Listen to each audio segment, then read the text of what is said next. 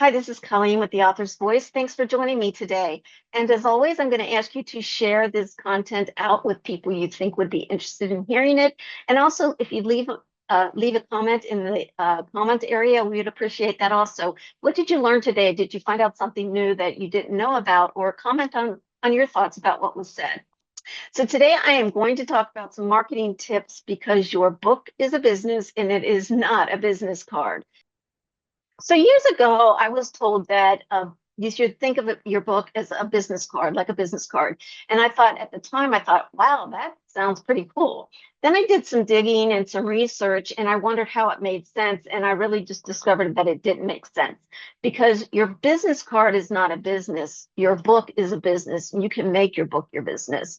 So when you publish your book, it will last forever. And you want to think about the genres that you like because the genre you like might be one that I don't like and one that I would never read, and vice versa for something I would like and you might not. But the point is that it doesn't matter if a book was written 20, 30, 100 years ago. It's still on the library shelves and it's still on the shelves of people in their home, on their bookshelves at home. And I know you might be thinking marketing, marketing, marketing. I've heard it before. Your book is a business. Why do you keep harping on it? And the reason is why, because it's up to you.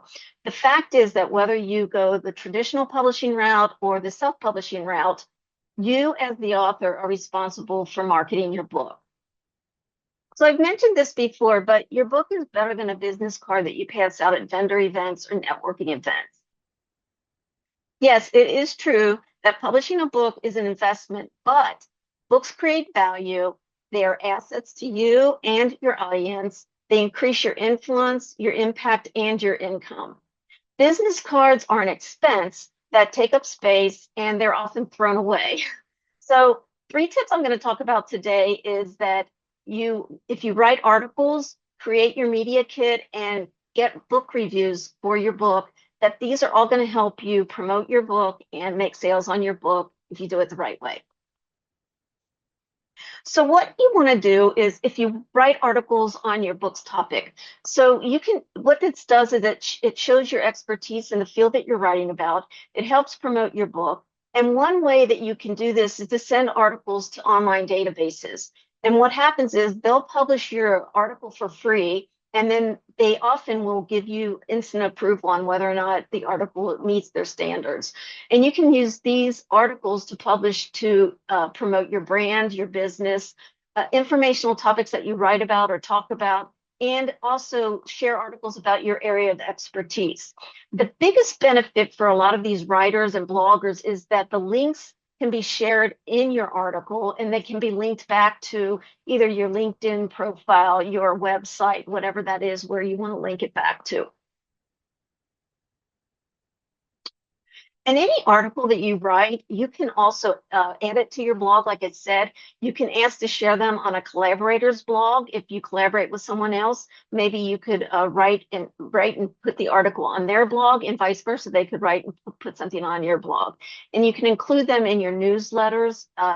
Give them bits and pieces, tease them with bits and pieces for social media, and then make the audiences want more. So they dig back and go back to the article or go back to your website. Next thing I want to talk about is creating your media kit. And what you want to do is add a landing page to your website, a special page, so that it's ready to send when a media or someone requests it. A podcast host might request your media kit.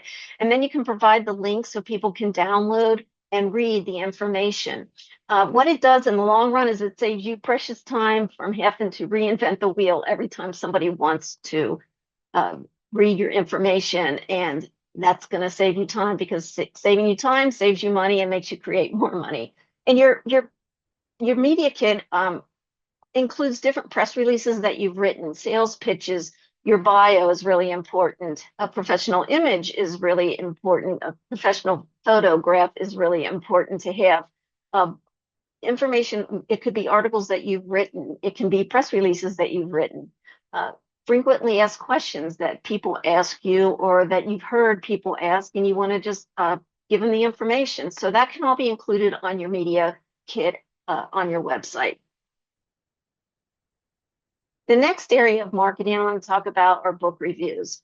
And the important thing is you don't want to forget about book reviews and the importance because they're necessary to sell your book and show the book's success because people want to know what other people have to say about your book. So we go from beta readers to advanced copy readers and then readers who review your book after the book launch.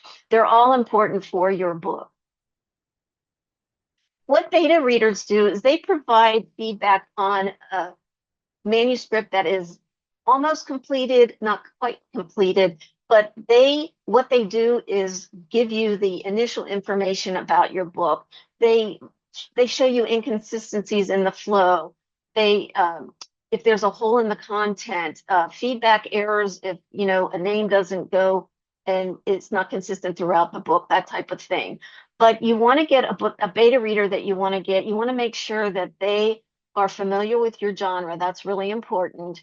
And provide the feedback that you need. And it's better to have one or two really succinct beta readers who read your content than trying to send it out to 10 or 15 people to read it because you're going to get all types of different conflicting information. Yeah, you want to send out your request for beta readers because not everyone is going to read your book. So it's important to draw that line and decide what it is you want to do.